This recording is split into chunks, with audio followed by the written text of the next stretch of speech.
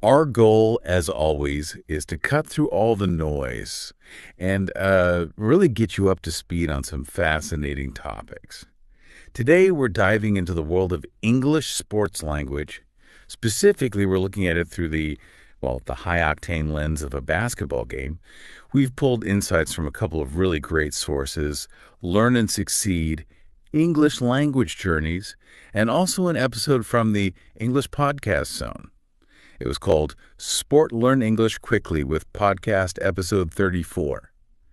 So by the end of this, you'll hopefully have not just the key vocabulary, but also a real feel for how these words, come alive when the game's actually on the line. That's absolutely right. And understanding these terms, it really does enrich your experience as a fan. You can follow the emotional swings, the strategic bits of a game much better. And what's quite interesting, I think, is how this discussion offers insights into communication, maybe even strategy, that you can see playing out way beyond just the basketball court. Okay, so let's jump right in. Let's unpack this with some essential terms you'd probably hear at almost any game.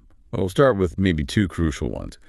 Foul and ref, or, referee. Right. Foul. It's basically an action in a game that's, well, not allowed. Like maybe kicking someone in basketball, which is definitely not okay, or picking up the ball with your hands in soccer if you're not the goalie. And the ref or referee, that's the judge of the game, the person who actually calls out the foul when it happens, which, brings up a pretty big question. How much impact can just one person, the ref, actually have on how a whole game turns out? Exactly. It's huge sometimes.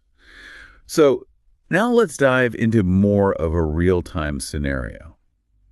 Imagine, two people watching a basketball game on TV. This is where the language really pops.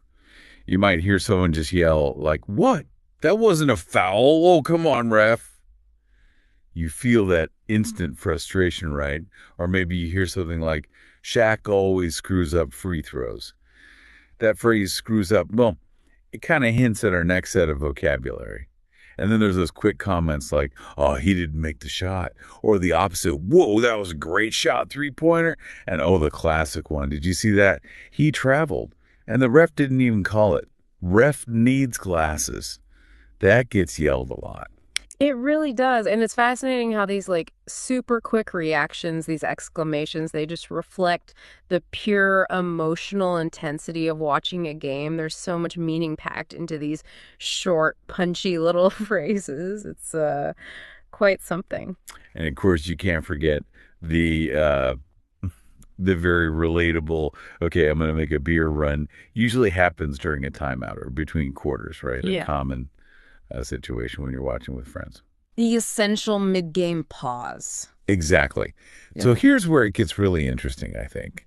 Let's break down some of that more specific basketball language and the sort of informal expressions we just heard. Let's take free throw. You mentioned Shaq screws up free throws. So what is it? It's that shot a player gets to take when they're fouled, right? The other players line up, but the shooter gets an uncontested shot. It sounds simple, but it can be a bit complicated, or at least high pressure. Really essential term for basketball fans, though. Definitely high pressure. Then there's make the shot. Pretty straightforward. It just means you successfully put the ball in the basket. But what's neat is how versatile it is. You can make the shot in hockey, or even like golf when you sink a putt. True. It pops up in a few places. And a three-pointer. You have that exciting shot taken from way out, farther out on the court, and it earns 3 points instead of the usual 2. Saying three-pointer instead of, say, three-point shot, it just sounds, I don't know, really knowledgeable, kind of cool, more natural for fans. Yeah, it flows better. And we mentioned travel earlier. In basketball, that means taking more than the allowed 2 steps while you're holding the ball without dribbling. Right. And if we kind of connect this back to the bigger picture, these specific terms, they're not just dictionary words. They let you have a really precise discussion about, game mechanics, strategy, what's actually happening moment to moment. Totally. And speaking of strategy and, well, mistakes, Uh, let's look at those fluency builder words we heard. Screw up.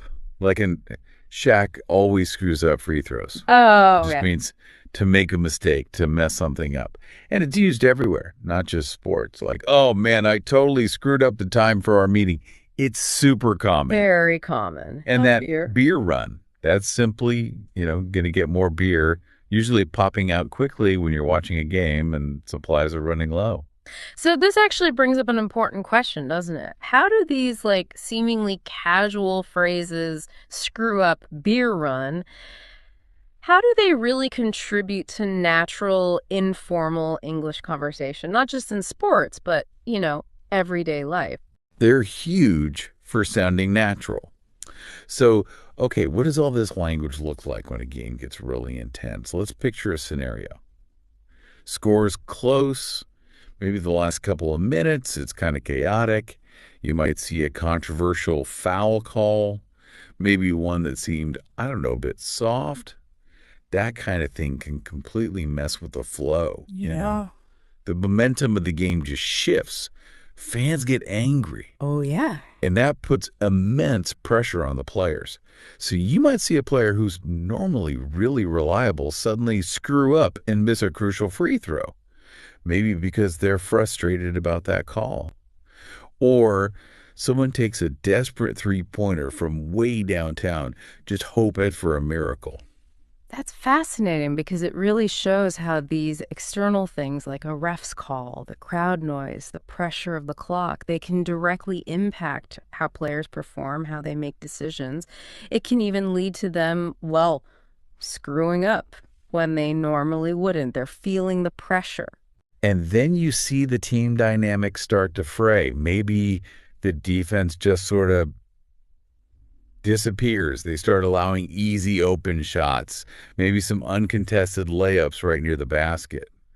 You could almost picture the coach just shouting from the sideline, trying to get them to refocus. Right. And this really highlights how critical teamwork and communication and just staying composed really are. It's not only about physical skill, so much of sports is the mental game. And the language we use, it really reflects that internal struggle to stay in control. Exactly. So the mistakes we might observe in a situation like that, losing focus, definitely, rushing things, taking bad shots, forced shots instead of looking for good ones, Yeah. those crucial missed free throws again, maybe giving up easy passes that lead to turnovers, poor transitions back on defense, letting the other team get fast breaks. Put a domino effect sometime. It really is. One mistake kind of leads to another, and it creates this downward spiral. This raises an important question then. What lessons can teams or even individuals really learn from a game like that? A high pressure game full of mistakes. That's maybe about recognizing that domino effect, like you said, how one bad call or one missed shot can start things unraveling if you don't regroup. Yeah, regrouping is key. So if we look at what that struggling team needs to do, what are the improvements? Well, first, tighten up that defense, right? Don't give away those open shots. Yeah. They absolutely need to communicate better. You can't have two players guarding the same person while someone else is, wide open for an easy basket. Basic stuff, but crucial under pressure. Totally. They have to stay calm under pressure. Stick to the basic plays that work for them. Find the open shot instead of forcing those wild shots. And yeah, those free throws, they just have to improve there. Missing those is like throwing points away. Yeah. Ultimately, it boils down to playing as a team, not trying to be individual heroes by forcing things, especially those crazy wild shots when a simple pass is better. What's really fascinating there is the focus back on fundamentals, on discipline. It's like remembering, okay, look, they have the talent, but they need to actually use it together. Play as a team, maybe trust each other a bit more. Well said. So we've really taken a deep dive today into the language of basketball. We've seen how specific terms like foul, travel, three-pointer, they all matter. And also those informal expressions like screw up and make a beer run, how they kind of weave into the fabric of watching an intense game. And we've also seen how a game, it can be like a microcosm of real world stuff, dealing with pressure, making quick decisions under stress, and just how important teamwork really is. So here's something for you, our listener, to think about. If one tough game, like the one we described, is maybe all it takes to get a team to refocus, to improve by going back to basics in teamwork, what's small